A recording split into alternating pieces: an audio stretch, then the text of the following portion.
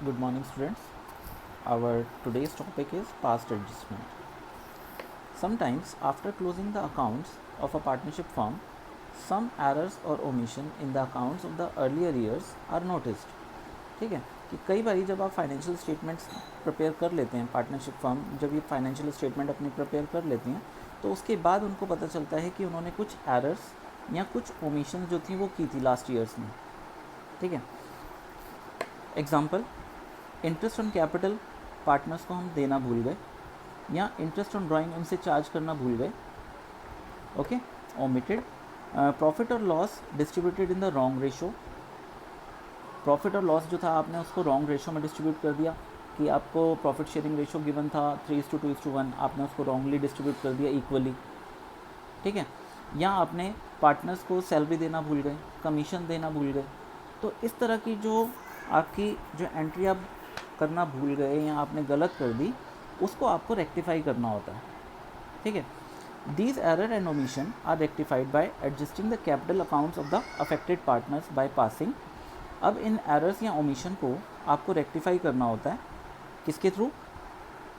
Capital accounts के through. जो भी आपके अफेक्टेड पार्टनर्स हैं उनके कैपिटल अकाउंट्स के थ्रू इनको आप रेक्टिफाई करते हो. ठीक है. अब इसके दो केस होते हैं.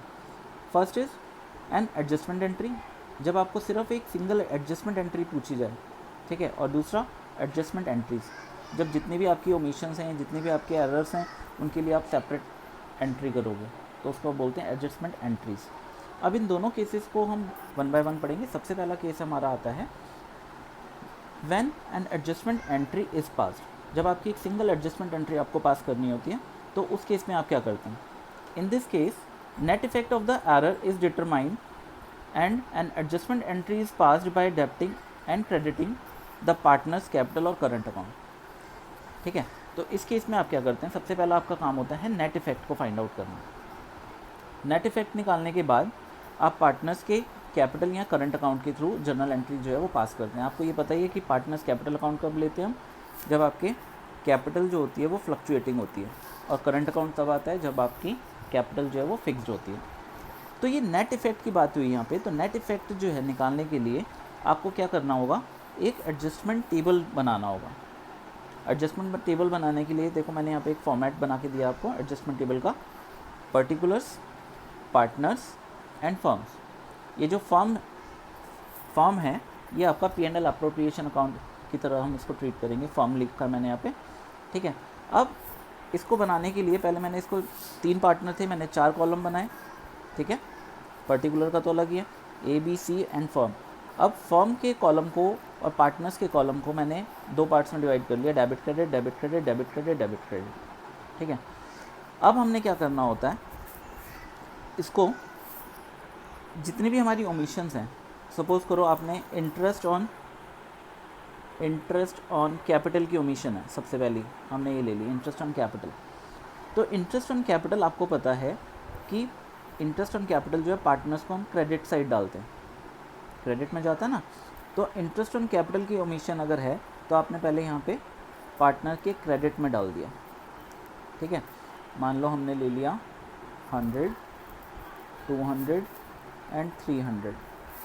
ये इनका इंटरेस्ट ऑन कैपिटल था जो कि हम ओमिट हो गया था, हमसे ओमिशन हो गई थी, हम उनको देना भूल गए थे.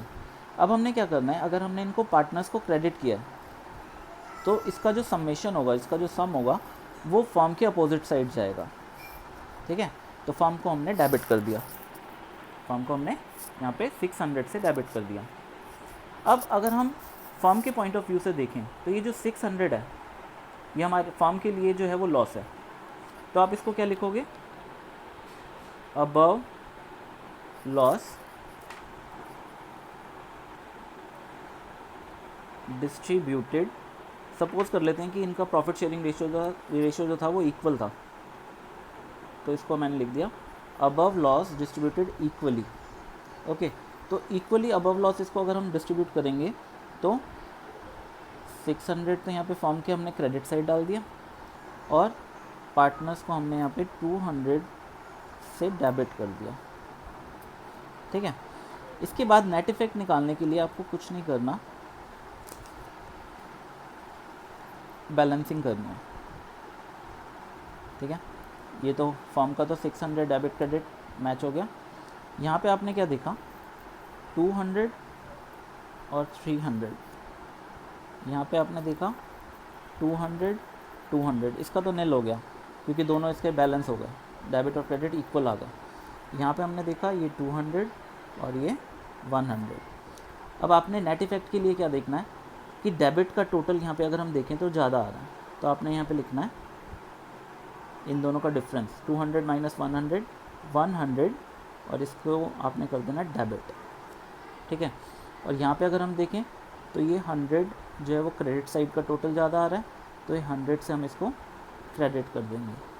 तो जब आप जर्नल एंट्रीज की पास करोगे तो सिंपल सा ये नेट इफेक्ट आ गया आपका, जिसके नीचे मैंने लिखा है DR यानी कि डेबिट होगा ये।